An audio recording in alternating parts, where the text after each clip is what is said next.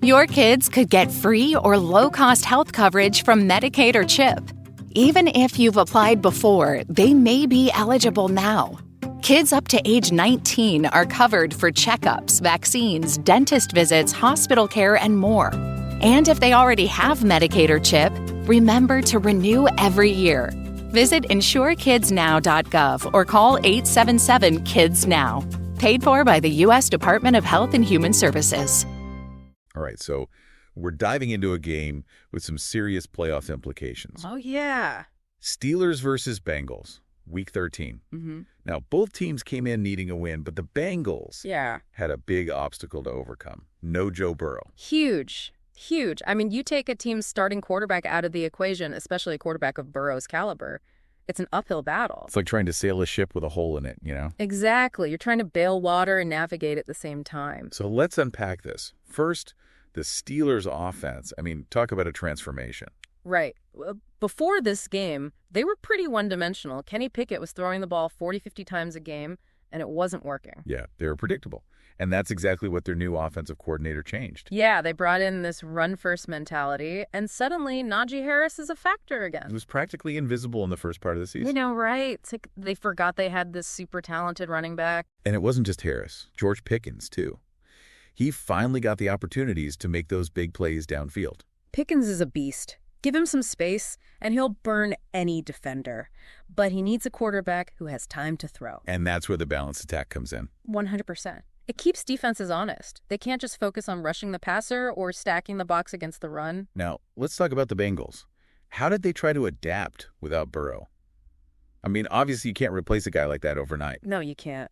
But they did have Jamar Chase, and boy, did he put on a show. He was making catches I didn't even think were physically possible. He's just a different breed, you know? That guy can turn a 5-yard slant into a 60-yard touchdown.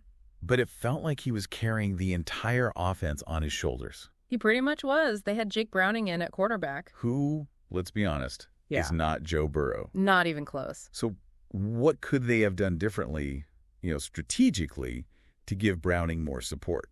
Well, they definitely could have simplified the playbook. More short passes, more screens, anything to get the ball out of Browning's hands quickly and into the hands of their playmakers. Make it easier for him to manage the game. Exactly. Don't ask him to do too much. They also could have tried to control the clock more, keep their defense off the field. Because that Steelers defense, they were terrifying. Oh, man. TJ Watt and Alex Highsmith were like sharks in a feeding frenzy. They were all over Browning. Those two were the difference makers in this game. Absolutely. Watt was unblockable. He was in the backfield on almost every play, disrupting everything. And then you've got Highsmith on the other side, equally relentless. They just overwhelmed the Bengals' offensive line. Like the Bengals' offense hit a steel curtain. Yeah, that's a good one. But you're right. It was that Steelers defense that won them this game. And we can't forget about special teams. Oh, yeah, absolutely. Special teams are so often overlooked, but they played a huge role in this one. The Steelers' punter was pinning the Bengals deep in their own territory all night long. Which made it that much harder for them to even get into scoring position. Exactly. Every drive was an uphill battle for them. So the Steelers get the win, inching them closer to that playoff spot. But for the Bengals, this loss raises a big question. Yeah, can they make a run without Burrow? It's going to be tough. They need to figure out their offense, and fast. Otherwise, this could be the beginning of a pretty rough stretch for them. Absolutely. This game was really fascinating, I think. Yeah. Not just because of the outcome, but because it felt like we were watching a changing of the guard in the AFC North. You know, you're right. We saw the Steelers reinvent themselves on offense. The Bengals struggled to adapt without their leader, and that Steelers defense just dominating. I think this game says a lot about the future of this division. It does. It raises so many questions. Can the Steelers keep this momentum going with their new offensive approach? Can the Bengals find a way to stay competitive without Burrow? And how will the rest of the division respond to these shifts in power? This is just the beginning, and I can't wait to see how it all unfolds.